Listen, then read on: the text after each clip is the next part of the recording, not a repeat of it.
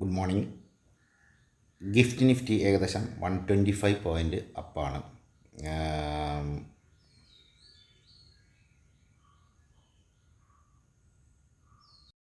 Good morning. ഇന്നലെ major index എന്ന് പറഞ്ഞാൽ അമേരിക്കൻ ഇൻഡെക്സ് ബേസിക്കലി അപ് ട്രെൻഡാണ് കാണിച്ചിരിക്കുന്നത്. അപ് ട്രെൻഡാണ്, നിങ്ങൾക്ക് ഇവിടെ കാണാവുന്നതാണ്, അപ് ട്രെൻഡാണ്. പക്ഷേ എങ്കിൽ ഞാൻ ഇത് നിലർത്തിക്കൊണ്ട് തന്നെ ഇന്ന് കാലത്ത് ഫ്യൂച്ചർ എന്ന് പറഞ്ഞാൽ ഇത് ഇന്നലെ രാത്രി ക്ലോസ് ചെയ്യുമ്പോൾ 1:30 മണിക്ക് ക്ലോസ് ചെയ്യുമ്പോഴുള്ള അവസ്ഥയാണെങ്കിൽ ഇന്ന് നമ്മൾ കാലത്ത് ഫ്യൂച്ചേഴ്സ് അതിൻ്റെ ഫ്യൂച്ചേഴ്സ് ഇൻഡെക്സ് ഫ്യൂച്ചർ എടുത്ത് നോക്കുകയാണെങ്കിൽ ഞാൻ കാണിക്കാം. ജസ്റ്റ് ഒന്ന് വെയിറ്റ്. ഓക്കെ, ഇന്ന് നോക്കൂ, ഇത് ഡൗൺ ആണ്. ഓക്കെ, അപ്പോൾ ഇന്നലെ രാത്രി പ്ലസ് ആണെങ്കിലും ഇന്ന് ഡൗൺ ആണ്. ഓക്കെ, അപ്പോൾ ഇന്ന് മാർക്കറ്റിൻ്റെ ട്രെൻഡ് ഫ്യൂച്ചർ ഡൗൺ ആണ്. പക്ഷേ ഇന്നലെ രാത്രി പ്ലസ് ആണ്. അതിന് പ്രധാനപ്പെട്ട കാരണം റിസൾട്ട് വന്നത് നല്ല റിസൾട്ടുകൾ വെച്ചു എന്നുള്ളതാണ് അമേരിക്കയിൽ. അത് ട്രംപിൻ്റെ കുറേ നടപടികളുടെ ഭാഗമായിട്ട് ടാക്സ് ബെനിഫിറ്റൊക്കെ വന്നപ്പോൾ കമ്പനികൾക്ക് ലാഭം വന്നുകൊണ്ട് നല്ല റിസൾട്ട് വന്നു എന്നുള്ളത് കൊണ്ട് മാർക്കറ്റ് അപ്പ് ട്രെൻഡ് ആയതാണ്. പക്ഷേ മറ്റുള്ളൊരു കേസ് വെച്ച് നോക്കുമ്പോൾ നെഗറ്റീവായിട്ട് ഇന്ന് കാലത്ത് മാർക്കറ്റ് മൂവ് ചെയ്യാൻ തുടങ്ങിയിട്ടുണ്ട്. താഴ്ത്തിക്ക് വരാം.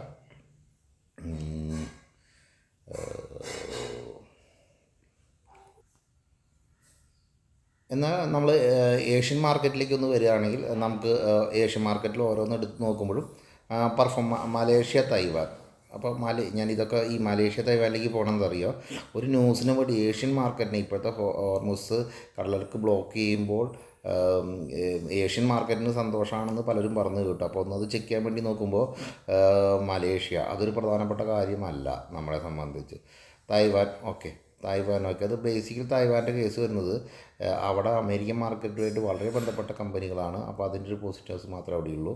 പിന്നെ കോസ്പി മാത്രമാണ് പോസിറ്റീവായിട്ട് കുറച്ച് കാണിക്കുന്നത്. ബാക്കിയൊക്കെ നോക്കുകയാണെങ്കിൽ നെഗറ്റീവ് തന്നെയാണ്, എല്ലാം നെഗറ്റീവ് തന്നെയാണ്. അപ്പോൾ ഈ ഹോർമുസുമായിട്ട് ബന്ധപ്പെട്ട് നെഗറ്റീവ് ട്രെൻഡ് തന്നെ ഏഷ്യൻ മാർക്കറ്റിൽ വരുന്നുണ്ടെന്ന് തന്നെയാണ് ഞാൻ കാണുന്നത് കേട്ടോ. ഏഷ്യൻ മാർക്കറ്റിലേക്ക് വരുന്നുണ്ട്.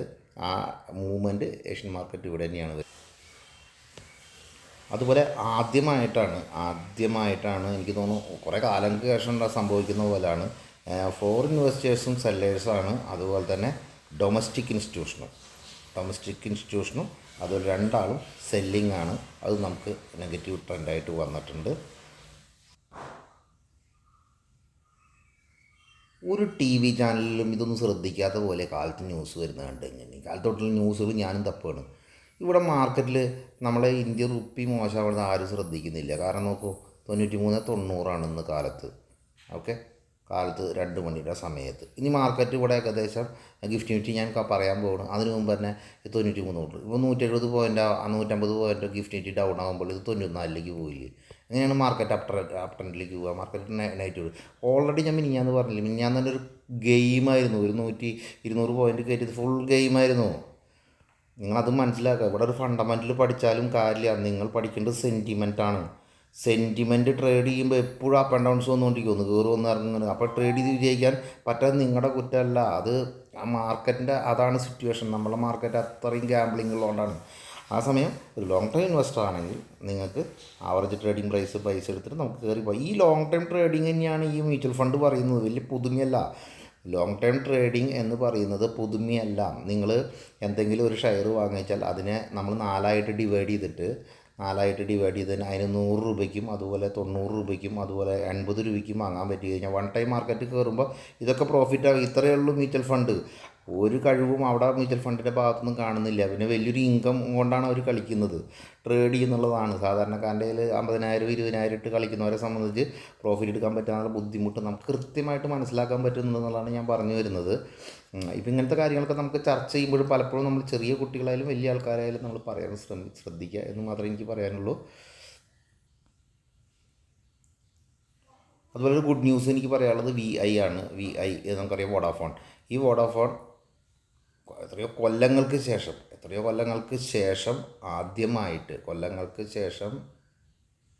ആദ്യമായിട്ട് അവരുടെ മന്ത്ലി വരുന്ന ഡാറ്റയിൽ കൺസ്യൂമറിൻ്റെ എണ്ണം ആദ്യമായിട്ട് കൊണ്ടു. 5 കൊല്ലത്തിന് ശേഷം കണ്ടാന്ന് തോന്നുന്നു, ഞാൻ കറക്റ്റല്ല പറയുന്നത്. കൺസ്യൂമറിൻ്റെ എണ്ണം കൂടുന്നു. എന്തുകൊണ്ട്? 5G വന്നു. ഓക്കെ, 2 ഓഫറുകളുണ്ട്. അപ്പോൾ ഈ എനിക്ക് തോന്നുന്നു ചിലപ്പോൾ ഇവിടുന്ന് റിസ്ക് എടുക്കണവരെ സംബന്ധിച്ച് നല്ലതായിരിക്കും കമ്പനി കുറച്ച് ഡെവലപ്മെൻറ്റ് സ്റ്റേജിലാണ് നിൽക്കുന്നത്. 11 വരാനുള്ള സാധ്യതയുണ്ട്. പക്ഷേ ഇതൊക്കെ ബൈ ചെയ്യുന്നത് ഒരു 1000 രൂപ കിട്ടാൻ വേണ്ടിയിട്ട് ഇവിടെ ബൈ ചെയ്യാൻ പാടില്ല. ഇതൊക്കെ ഒരു ക്വാണ്ടിറ്റി കളിക്കുന്നവരെ സംബന്ധിച്ചാണ് ബെസ്റ്റ്. ക്വാണ്ടിറ്റി ഇപ്പം ഞാൻ പറയുന്നത് ഞാനൊരു 10 lakhsന് ചെയ്യുന്നു, ഞാനൊരു 1 rupeesമേ ഇത് പ്രോഫിറ്റ് ബുക്ക് ചെയ്യാനുള്ളവരെ സംബന്ധിച്ച് നല്ലൊരു കാര്യമായിരിക്കും. അടുത്തത് നമ്മൾ ഹോർമൂസിൽ പിടിച്ച നമ്മുടെ 2 കപ്പലുകൾ പിടിച്ചു എന്ന് പറയുന്നു. അപ്പോൾ ആ പിടിച്ച 2 കപ്പലുകളും ഒരു കപ്പ് ഇന്ത്യയുടെ ആണെന്ന് പറയുന്നു. അറിയാലോ, ഇന്ത്യയുടെ ആണെന്ന് പറയുന്നു. അപ്പോൾ അതോട് ഇന്ത്യയും അപ്പോൾ ഇതുവരെ വിട്ടു കൊടുക്കാനും തയ്യാറായിട്ടില്ല സിറ്റുവേഷനിൽ.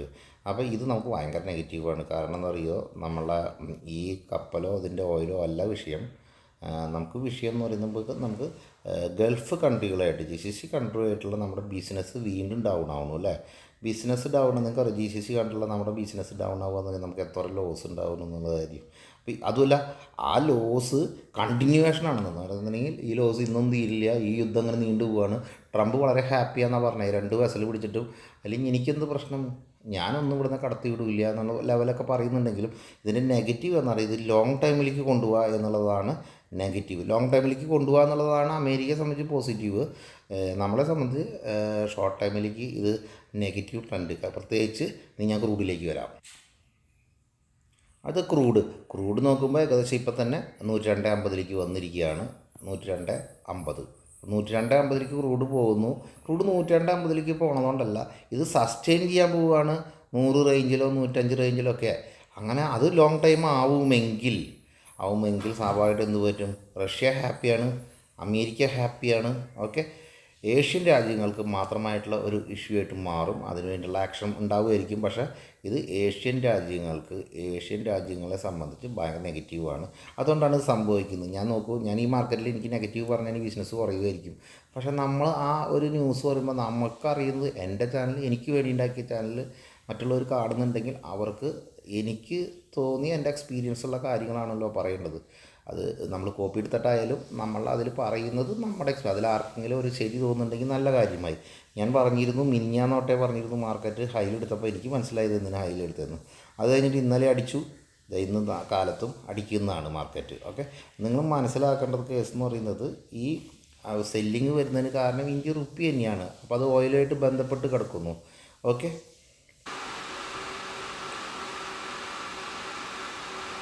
പഴയ ഇൻഫ്ലേഷൻ ഞാൻ കാണിച്ചു എന്നേ ഉള്ളൂ. ഇൻഫ്ലേഷൻ നിങ്ങൾക്ക് തോന്നുന്നുണ്ടോ, നിങ്ങൾക്ക് ഫീൽ ചെയ്യുന്നുണ്ടോ ഇൻഫ്ലേഷൻ ഇവിടെ കൂടുന്നുണ്ടെന്ന്? അത് തന്നെ നിങ്ങൾ തീരുമാനം എടുക്കുക. കാരണം ഇൻഫ്ലേഷൻ ഡാറ്റ പഴയത് വന്നപ്പോൾ വളരെ അട്രാക്റ്റീവ്. എന്ത് നമുക്കറിയാമല്ലോ, ഇൻഫ്ലേഷൻ്റെ ഒക്കെ ഒരു കാൽക്കുലേഷൻ ഇന്ത്യയുടെ ഏത് നിലയ്ക്കാണെന്ന് പറയാൻ പറ്റില്ല. ഒരു ക്ലാരിറ്റി ഇല്ലാത്ത ഇൻഫ്ലേഷൻ കാൽക്കുലേഷൻ ആയിരിക്കും ഞാൻ കരുതുന്നു. കാരണം ഇൻഫ്ലേഷൻ നമുക്ക് ഫീൽ ചെയ്യുന്നുണ്ട്, ഗവൺമെൻറ്റിന് ഫീൽ ചെയ്യുന്നില്ല.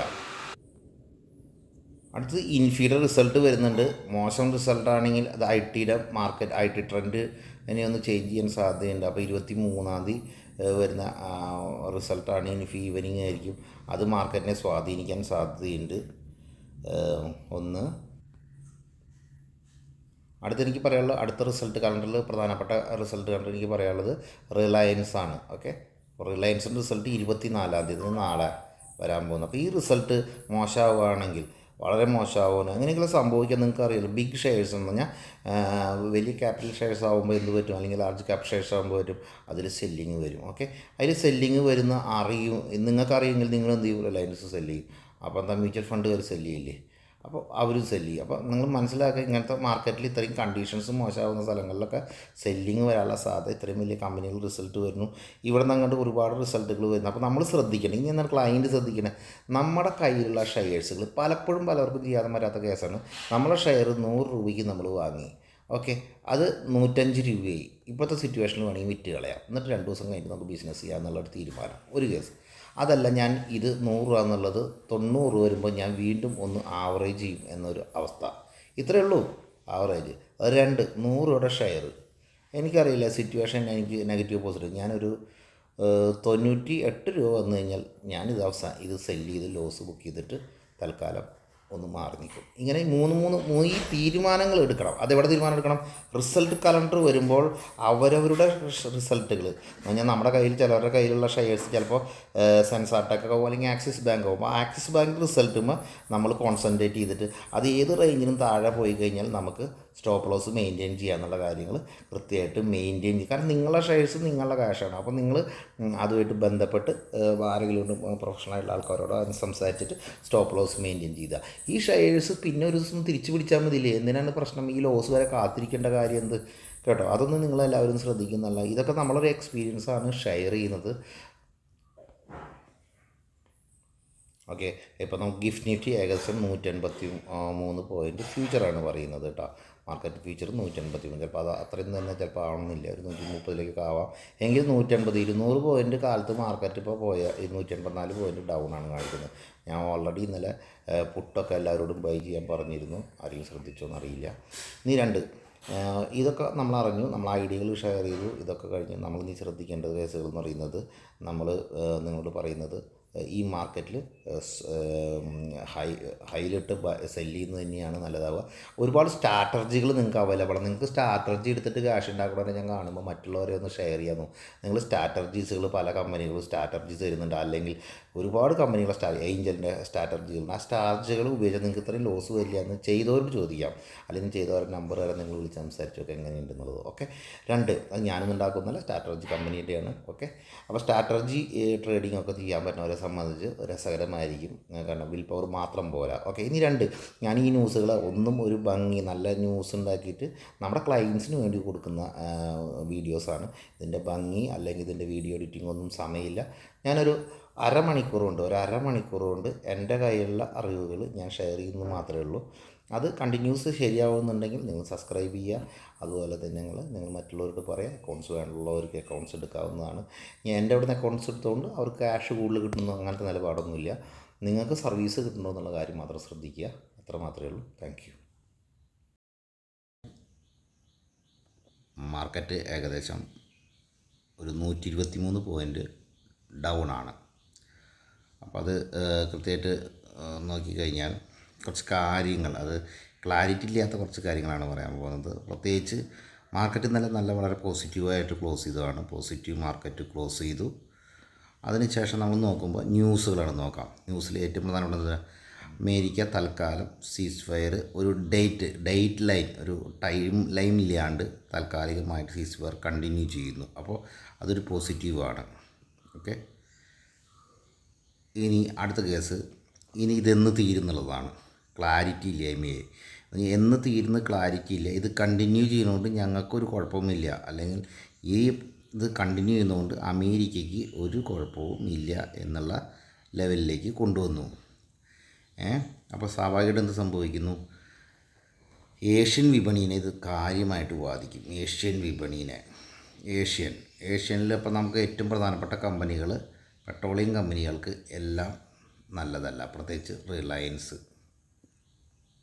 ഓക്കെ, ഗവൺമെൻറ് ഇത് ഇപ്പോഴത്തെ ഒരു ന്യൂസ് കേൾക്കുന്നത്, ഗവൺമെൻറ് എത്തനോൾ 85 പെട്രോൾ കൊണ്ടുവരാൻ പോകുന്നു. എത്തനോളിൽ മിക്സ് ചെയ്ത പെട്രോൾ കൊണ്ടുവരാൻ പോകുന്നു. അപ്പോൾ ഈ ഒരു കാര്യം തീർച്ചയാണ്, ക്രൂഡ് ഓയിലിൻ്റെ വില ഇത് താഴത്തേക്ക് പോകാനുള്ള സാധ്യത കുറഞ്ഞു എന്ന് തന്നെ പറയാം. അപ്പോൾ എനിക്ക് തോന്നുന്നു ഒരു 85 ഇത് കൺഫേമായി, അല്ലെങ്കിൽ 85 ഇനി കുറേ ദിവസം പോകുന്നുള്ള കാര്യം കൺഫേമായി. ഇതിൻ്റെ ഇടയിൽ കൂടെ പറയുന്നു, റഷ്യ പറയുന്നു ഞങ്ങൾ ഔട്ട്പുട്ട് കുറയ്ക്കാൻ പോകുന്നു, ക്രൂഡ് ഓയിലിൻ്റെ ഔട്ട്പുട്ട് കുറയ്ക്കാൻ പോകുന്നു. അപ്പോൾ വില വീണ്ടും ഈ റേറ്റിൽ കണ്ടിന്യൂ ചെയ്യാന്നുള്ളത് റഷ്യയുടെയും ഒരു ബെനിഫിറ്റ് ആവശ്യമായിട്ട് മാറുകയാണ്. ചൈനയെ സംബന്ധിച്ച്, ഇന്ത്യയെ സംബന്ധിച്ച്, ഏഷ്യൻ മാർക്കറ്റിനെ സംബന്ധിച്ചും ഈ കടലെടുക്ക് തുറക്കാത്തത് കൊണ്ട് ലോസ് തന്നെയാണ്. എല്ലാ കമ്പനികൾക്കും ബിസിനസ്, ഈ നമ്മളെ ഗൾഫ് രാഷ്ട്രങ്ങളിലെ ബിസിനസ്സുകളൊക്കെ ഡള്ളാവും. ഓക്കെ, എല്ലാം ഡള്ളാവുന്ന അവസ്ഥ. അപ്പോൾ നമ്മുടെ ഈ ബിസിനസ്സിനെ വളരെ പ്രധാനമായിട്ട് ബാധിക്കുന്നു. നമ്മളെ പ്രധാനപ്പെട്ട കമ്പനികളെ ഗൾഫ് കൺട്രീസിൽ നിന്ന് ബിസിനസ് കുറയുന്നു. ഈ ന്യൂസ് വളരെ നെഗറ്റീവായി പോയി. ഇതൊരു കണ്ടിന്യൂസ് പ്രോസസ്സിലേക്കും വന്നു. മറ്റൊരു കാര്യം വരുന്നത്, വളരെ പ്രധാനപ്പെട്ട കാര്യം വന്നത്, ഈ പെട്രോൾ ഔട്ട്പുട്ട് എടുക്കുന്നത്, ഞാൻ മറ്റുള്ളതിൽ നിന്ന് കോപ്പി ചെയ്ത് തന്നെയാണ്. പെട്രോൾ എടുക്കുന്നത് ഇറാൻ ഏറ്റവും പ്രധാനപ്പെട്ട ന്യൂസ്, ഇറാന് 15 ദിവസം ഔട്ട്പുട്ട്. ഇപ്പോൾ ഇന്നലെ തൊട്ട് തുടങ്ങിയതാണ്. 15 ദിവസത്തിനുള്ളിൽ അവരുടെ സ്റ്റോറേജ് ഫുള്ളാവും. ഓക്കെ, സ്റ്റോറേജ് ഫുള്ളായി കഴിഞ്ഞാൽ അവർ 15 ദിവസങ്ങളിൽ സ്റ്റോറേജ് ഫുള്ളാവുകയാണെങ്കിൽ രണ്ട് രീതിയിൽ വരാം. ഒന്നുമില്ലെങ്കിൽ അവർക്ക് ഒരു കോംപ്രമൈസിന് വേണ്ടി അമേരിക്കയുടെ അടുത്ത് വരാം, അല്ലെങ്കിൽ അവർക്ക് ഇപ്പോൾ പമ്പ് ചെയ്തെടുക്കുന്ന ക്രൂഡ് ഓയിൽ അവിടെ സ്റ്റോപ്പ് ചെയ്താൽ പിന്നെ ഒരു 6 മാസം ടു 1 ഇയർ ഒന്നും പിന്നെ അത് ഓപ്പൺ ചെയ്യാൻ പറ്റില്ല എന്നാണ് പറഞ്ഞത്. പഴയ സിസ്റ്റമാണ്, ഡ്രില്ലിംഗ് സിസ്റ്റമാണ് അവർ ഉപയോഗിച്ചിട്ടുള്ളത്. അതുകൊണ്ട് തന്നെ അതവർക്ക് വലിയ നഷ്ടമായിട്ട് മാറും. രണ്ട്, ഭയങ്കര സാമ്പത്തിക ബുദ്ധിമുട്ടുകൾ സ്റ്റാർട്ട് ചെയ്യാൻ തുടങ്ങും 15 ദിവസം കഴിയുമ്പോൾ. അപ്പോൾ അവർ കോംപ്രമൈസിന് വരുമെന്നാണ് അവർ പ്രതീക്ഷിക്കുന്നത്.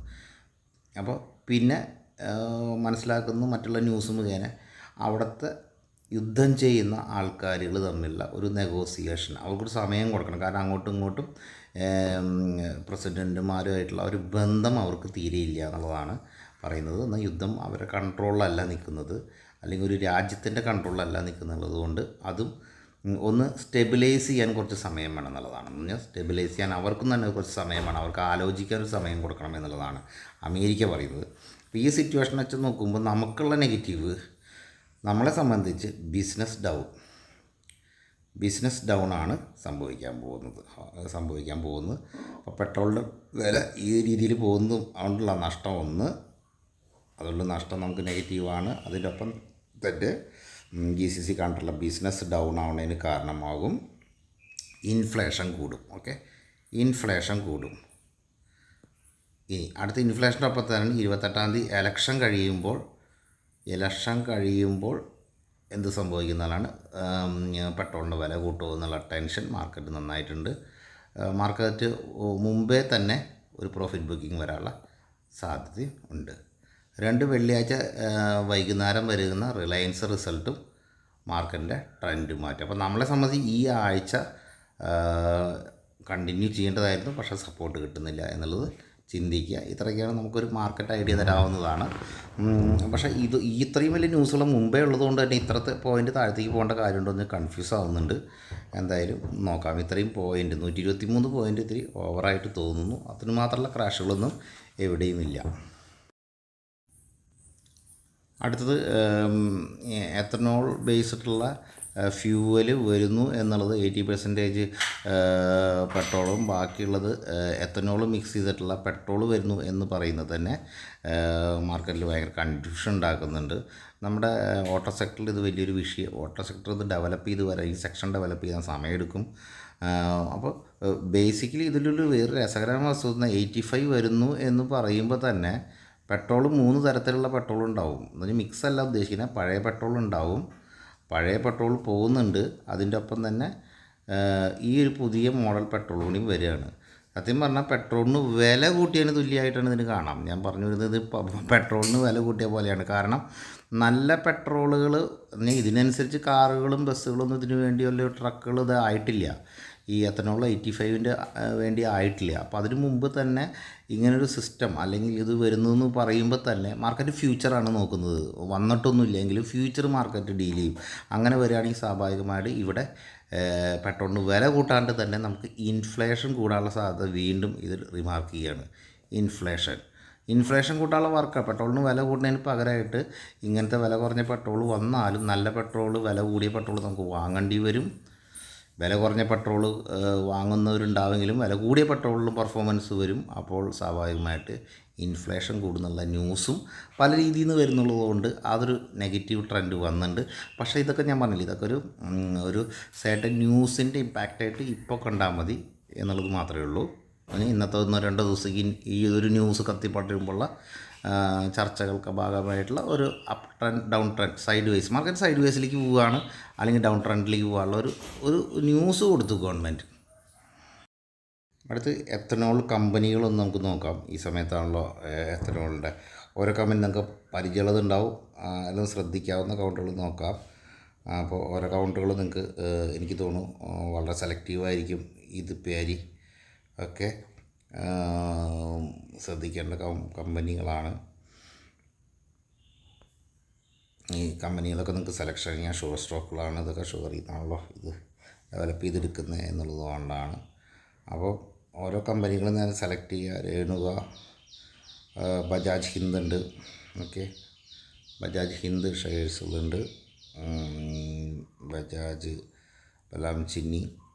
അപ്പോൾ ഒരുപാട് കമ്പനികൾ നിൽക്കുന്നുണ്ട്. എല്ലാം വാച്ച് ചെയ്യാവുന്നതാണ് മൂവ്മെൻറ്റ്സുകൾ. നിങ്ങൾക്ക് ഗൂഗിളിൽ അടിച്ചാൽ കിട്ടും. എത്തനോൾ സ്റ്റോക്സ്ന്നോ അല്ലെങ്കിൽ ഷുഗർ സ്റ്റോക്സ്ന്നോ ഒക്കെ അടിച്ചാൽ നിങ്ങൾക്ക് ആവശ്യം പോലെ കിട്ടുന്നതാണ് കമ്പനികൾ. ഇതിൻ്റെ കൂടെ എത്തനോൾ ഉണ്ടാക്കുന്നതിൽ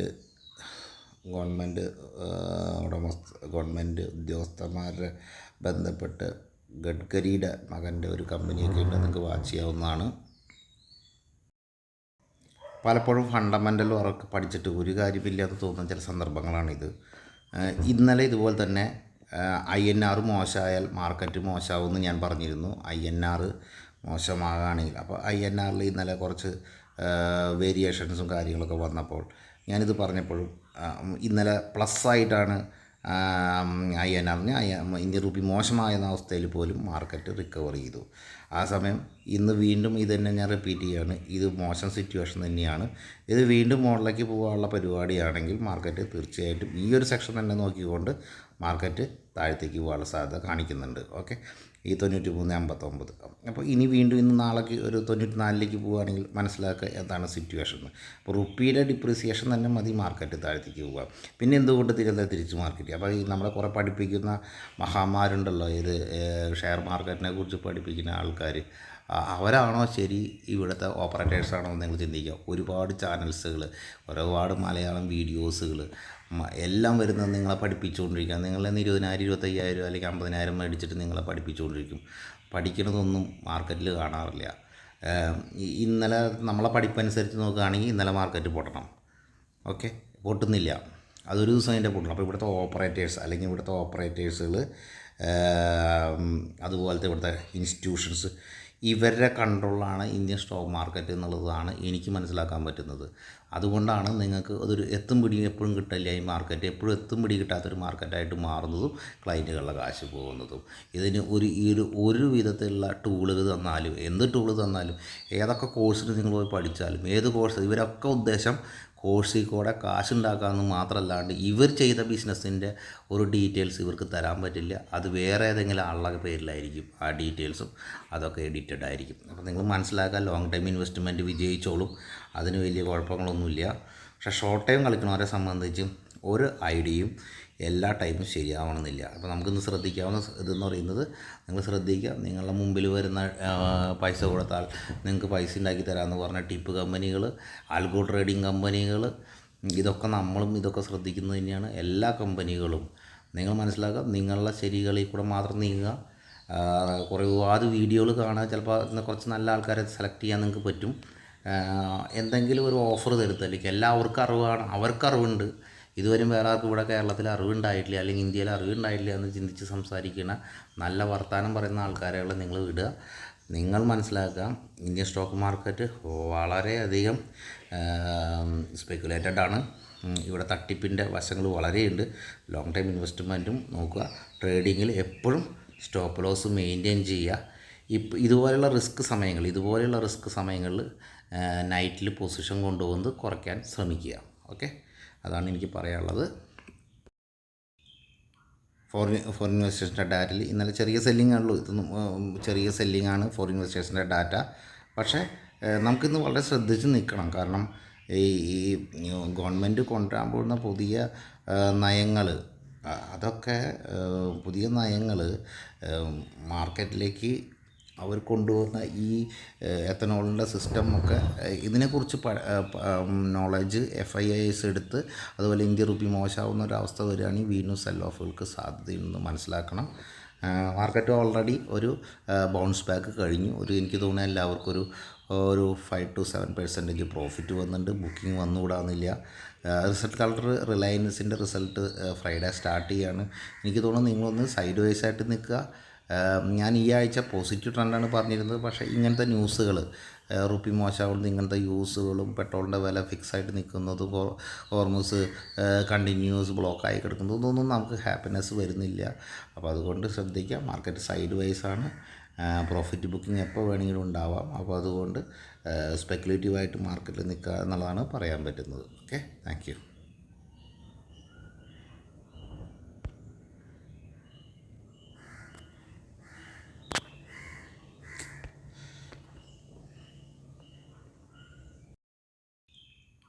ഫോറിൻ ഇൻവെസ്റ്റേഴ്സിൻ്റെ ഡാറ്റയിൽ ഇന്നലെ ചെറിയ സെല്ലിംഗ് ആണല്ലോ, ഇതൊന്നും ചെറിയ സെല്ലിംഗ് ആണ് ഫോറിൻ ഇൻവെസ്റ്റേഴ്സിൻ്റെ ഡാറ്റ. പക്ഷേ നമുക്കിന്ന് വളരെ ശ്രദ്ധിച്ച് നിൽക്കണം. കാരണം ഈ ഗവൺമെൻറ് കൊണ്ടുവരാൻ പോകുന്ന പുതിയ നയങ്ങൾ, അതൊക്കെ പുതിയ നയങ്ങൾ മാർക്കറ്റിലേക്ക് അവർ കൊണ്ടുവന്ന ഈ എത്തനോളിൻ്റെ സിസ്റ്റം ഒക്കെ ഇതിനെക്കുറിച്ച് നോളജ് FIIs എടുത്ത് അതുപോലെ ഇന്ത്യ റുപ്പി മോശമാവുന്ന ഒരവസ്ഥ വരികയാണെങ്കിൽ വീണ്ടും സെൽ ഓഫുകൾക്ക് സാധ്യതയുണ്ടെന്ന് മനസ്സിലാക്കണം. മാർക്കറ്റ് ഓൾറെഡി ഒരു ബൗൺസ് ബാക്ക് കഴിഞ്ഞു. എനിക്ക് തോന്നുന്നു എല്ലാവർക്കും ഒരു 5 to 7% പ്രോഫിറ്റ് വന്നിട്ടുണ്ട്. ബുക്കിംഗ് വന്നുകൂടാന്നില്ല. റിസൾട്ട് കളർ റിലയൻസിൻ്റെ റിസൾട്ട് ഫ്രൈഡേ സ്റ്റാർട്ട് ചെയ്യുകയാണ്. എനിക്ക് തോന്നുന്നു നിങ്ങളൊന്ന് സൈഡ് വൈസായിട്ട് നിൽക്കുക.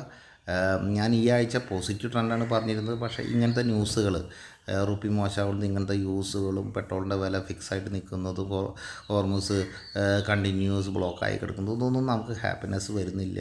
അപ്പോൾ അതുകൊണ്ട് ശ്രദ്ധിക്കുക, മാർക്കറ്റ് സൈഡ് വൈസാണ്. പ്രോഫിറ്റ് ബുക്കിംഗ് എപ്പോൾ വേണമെങ്കിലും ഉണ്ടാവാം. അപ്പോൾ അതുകൊണ്ട് സ്പെക്കുലേറ്റീവായിട്ട് മാർക്കറ്റിൽ നിൽക്കുക എന്നുള്ളതാണ് പറയാൻ പറ്റുന്നത്. Okay, thank you.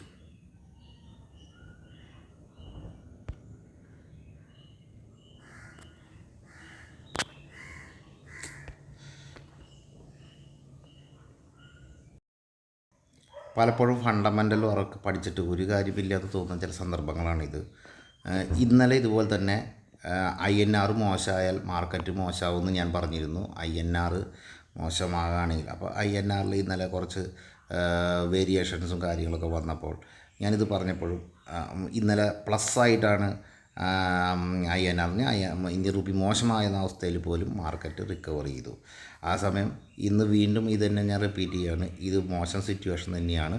ഇത് വീണ്ടും മുകളിലേക്ക് പോകാനുള്ള പരിപാടിയാണെങ്കിൽ മാർക്കറ്റ് തീർച്ചയായിട്ടും ഈ ഒരു സെക്ഷൻ തന്നെ നോക്കിക്കൊണ്ട് മാർക്കറ്റ് താഴത്തേക്ക് പോകാനുള്ള സാധ്യത കാണിക്കുന്നുണ്ട്. ഓക്കെ, ഈ 93.59. അപ്പോൾ ഇനി വീണ്ടും ഇന്ന് നാളേക്ക് ഒരു 94ലേക്ക് പോവുകയാണെങ്കിൽ മനസ്സിലാക്കുക എന്താണ് സിറ്റുവേഷൻ. അപ്പോൾ റുപ്പിയുടെ ഡിപ്രിസിയേഷൻ തന്നെ മതി മാർക്കറ്റ് താഴത്തേക്ക് പോവുക. പിന്നെ എന്തുകൊണ്ട് തിരിച്ച് മാർക്കറ്റ്. അപ്പോൾ ഈ നമ്മളെ കുറേ പഠിപ്പിക്കുന്ന മഹാന്മാരുണ്ടല്ലോ, ഇത് ഷെയർ മാർക്കറ്റിനെ കുറിച്ച് പഠിപ്പിക്കുന്ന ആൾക്കാർ, അവരാണോ ശരി, ഇവിടുത്തെ ഓപ്പറേറ്റേഴ്സാണോ എന്ന് നിങ്ങൾ ചിന്തിക്കുക. ഒരുപാട് ചാനൽസുകൾ, ഒരുപാട് മലയാളം വീഡിയോസുകൾ എല്ലാം വരുന്നത് നിങ്ങളെ പഠിപ്പിച്ചുകൊണ്ടിരിക്കുക. നിങ്ങളെ 20,000 25,000 അല്ലെങ്കിൽ 50,000 മേടിച്ചിട്ട് നിങ്ങളെ പഠിപ്പിച്ചുകൊണ്ടിരിക്കും. പഠിക്കുന്നതൊന്നും മാർക്കറ്റിൽ കാണാറില്ല. ഇന്നലെ നമ്മളെ പഠിപ്പനുസരിച്ച് നോക്കുകയാണെങ്കിൽ ഇന്നലെ മാർക്കറ്റ് പൊട്ടണം. ഓക്കെ, പൊട്ടുന്നില്ല. അതൊരു ദിവസം അതിൻ്റെ പൊട്ടണം. അപ്പോൾ ഇവിടുത്തെ ഓപ്പറേറ്റേഴ്സ് അല്ലെങ്കിൽ ഇവിടുത്തെ ഓപ്പറേറ്റേഴ്സുകൾ, അതുപോലത്തെ ഇവിടുത്തെ ഇൻസ്റ്റിറ്റ്യൂഷൻസ്, ഇവരുടെ കൺട്രോളാണ് ഇന്ത്യൻ സ്റ്റോക്ക് മാർക്കറ്റ് എന്നുള്ളതാണ് എനിക്ക് മനസ്സിലാക്കാൻ പറ്റുന്നത്. അതുകൊണ്ടാണ് നിങ്ങൾക്ക് അതൊരു എത്തും പിടി എപ്പോഴും കിട്ടില്ല. ഈ മാർക്കറ്റ് എപ്പോഴും എത്തും പിടി കിട്ടാത്തൊരു മാർക്കറ്റായിട്ട് മാറുന്നതും ക്ലയൻറ്റുകളുടെ കാശ് പോകുന്നതും. ഇതിന് ഒരു വിധത്തിലുള്ള ടൂളുകൾ തന്നാലും, എന്ത് ടൂള് തന്നാലും, ഏതൊക്കെ കോഴ്സിന് നിങ്ങൾ പോയി പഠിച്ചാലും, ഏത് കോഴ്സ്, ഇവരൊക്കെ ഉദ്ദേശം കോഴ്സിൽ കൂടെ കാശുണ്ടാക്കാമെന്ന് മാത്രമല്ലാണ്ട് ഇവർ ചെയ്ത ബിസിനസ്സിൻ്റെ ഒരു ഡീറ്റെയിൽസ് ഇവർക്ക് തരാൻ പറ്റില്ല. അത് വേറെ ഏതെങ്കിലും ആളുടെ പേരിലായിരിക്കും ആ ഡീറ്റെയിൽസും, അതൊക്കെ എഡിറ്റഡ് ആയിരിക്കും. അപ്പോൾ നിങ്ങൾ മനസ്സിലാക്കുക, ലോങ് ടൈം ഇൻവെസ്റ്റ്മെൻറ്റ് വിജയിച്ചോളും, അതിന് വലിയ കുഴപ്പങ്ങളൊന്നുമില്ല. പക്ഷേ ഷോർട്ട് ടൈം കളിക്കുന്നവരെ സംബന്ധിച്ചും ഒരു ഐഡിയയും എല്ലാ ടൈമും ശരിയാവണമെന്നില്ല. അപ്പോൾ നമുക്കിന്ന് ശ്രദ്ധിക്കാവുന്ന ഇതെന്ന് പറയുന്നത്, നിങ്ങൾ ശ്രദ്ധിക്കുക, നിങ്ങളുടെ മുമ്പിൽ വരുന്ന പൈസ കൊടുത്താൽ നിങ്ങൾക്ക് പൈസ ഉണ്ടാക്കി തരാമെന്ന് പറഞ്ഞ ടിപ്പ് കമ്പനികൾ, ആൽഗോ ട്രേഡിംഗ് കമ്പനികൾ, ഇതൊക്കെ ശ്രദ്ധിക്കുന്നത് തന്നെയാണ് എല്ലാ കമ്പനികളും. നിങ്ങൾ മനസ്സിലാക്കുക, നിങ്ങളുടെ ശരികളിൽ കൂടെ മാത്രം നീങ്ങുക. ഒരുപാട് വീഡിയോകൾ കാണുക, ചിലപ്പോൾ കുറച്ച് നല്ല ആൾക്കാരെ സെലക്ട് ചെയ്യാൻ നിങ്ങൾക്ക് പറ്റും. എന്തെങ്കിലും ഒരു ഓഫർ തരുത്ത്, അല്ലെങ്കിൽ എല്ലാവർക്കും അറിവാണ്, അവർക്ക് അറിവുണ്ട്, ഇതുവരെയും വേറെ ആർക്കും ഇവിടെ കേരളത്തിൽ അറിവുണ്ടായിട്ടില്ല അല്ലെങ്കിൽ ഇന്ത്യയിൽ അറിവുണ്ടായിട്ടില്ല എന്ന് ചിന്തിച്ച് സംസാരിക്കുന്ന നല്ല വർത്തമാനം പറയുന്ന ആൾക്കാരെയുള്ള നിങ്ങൾ വിടുക. നിങ്ങൾ മനസ്സിലാക്കുക, ഇന്ത്യൻ സ്റ്റോക്ക് മാർക്കറ്റ് വളരെയധികം സ്പെക്കുലേറ്റഡ് ആണ്. ഇവിടെ തട്ടിപ്പിൻ്റെ വശങ്ങൾ വളരെയുണ്ട്. ലോങ് ടൈം ഇൻവെസ്റ്റ്മെൻറ്റും നോക്കുക. ട്രേഡിങ്ങിൽ എപ്പോഴും സ്റ്റോപ്പ് ലോസ് മെയിൻറ്റെയിൻ ചെയ്യുക. ഇതുപോലെയുള്ള റിസ്ക് സമയങ്ങളിൽ നൈറ്റിൽ പൊസിഷൻ കൊണ്ടുപോകുന്നത് കുറയ്ക്കാൻ ശ്രമിക്കുക. ഓക്കെ, അതാണ് എനിക്ക് പറയാനുള്ളത്.